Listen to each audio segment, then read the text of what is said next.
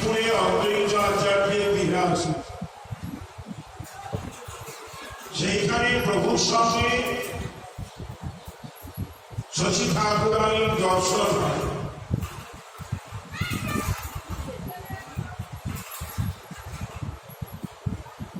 শশী ঠাকুরানী মহাপ্রভুর ওই বৈরাগ্যের বীজ সন্ন্যাসের প্রতি দণ্ডকমণ্ডলু গৈরিক বসন পরিহিত মণ্ডিত মস্তক তার নিমাইকে দেখে কাঁদতে কাঁদতে বললেন, বাছারে নিমাই, বিশ্বরূপ সম না করো নিঠুরাই। আমি আর জীবনে কত সে কত আঘাত সহ্য করব, বিধাতা হয়ে হয়ে আমার নটি মেয়েকে রেখেছে। তারপর তোমার অগ্রজ অমর বোনের ছেলে বিশ্বরূপ, তাকে বিয়ে থা দিয়ে সংসারী করব। সেই সময় এই সংসারকে অসার জেনে সন্ন্যাস গ্রহণ করে চলে যাবে। ভেবেছিলাম জীবনে যে কটা দিন বাঁচব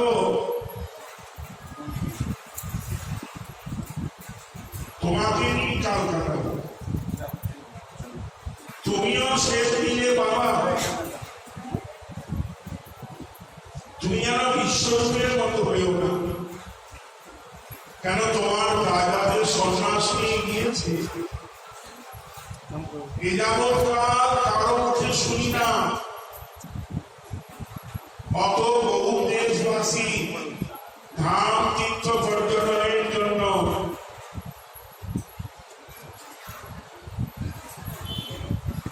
যাতায়াত করে, কেউ এসে কোনোদিন বলে না যে শশী ঠাকুরানী তোমার বিশ্বরূপকে অমর তীর্থে দেখলাম। তাই মনে হয় ও বেঁচে আছে না মরে গিয়েছে। তুমিও যদি ওই রকম করো তাহলে আমি প্রাণে বাঁচব। তাই বাবা, আমার আদেশ, তুমি নীলাচল পুরুষোত্তম ক্ষেত্রে যেতে। নীলাচল নবদ্বীপ যেন দুই ঘর, লোক কথাগতি যথা করে নিরন্তর।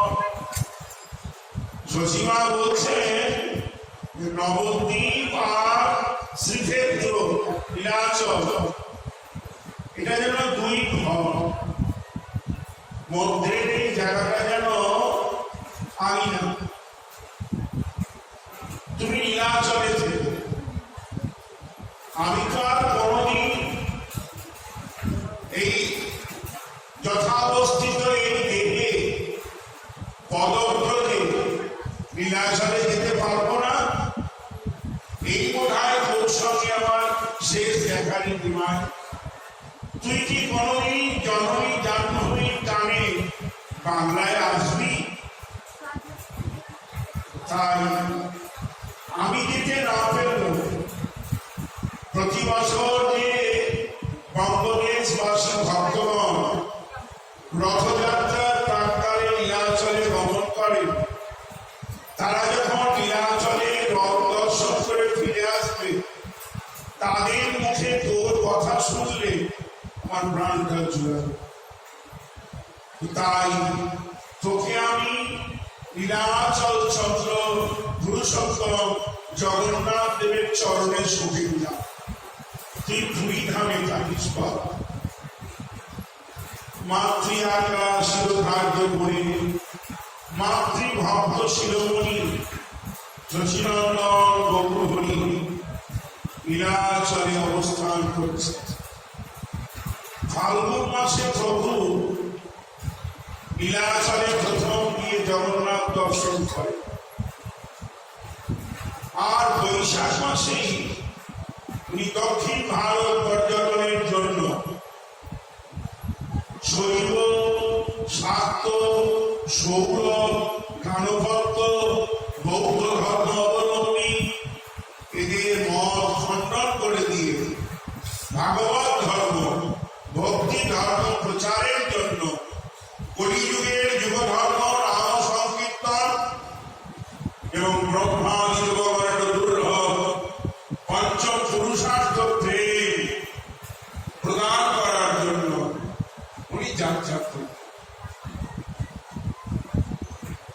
যাবার সময় যখন সর্বদামোদর, সার্বভৌম ভট্টাচার্য, সিকি মাইতি, কানাই খুটিয়া, বক্রেশ্বর পণ্ডিত, তুলসী পরিষা, গোপীনাথ আচার্য যখন জিজ্ঞাসা করছে যে প্রভু এই প্রচন্ড তাপ গ্রীষ্মকাল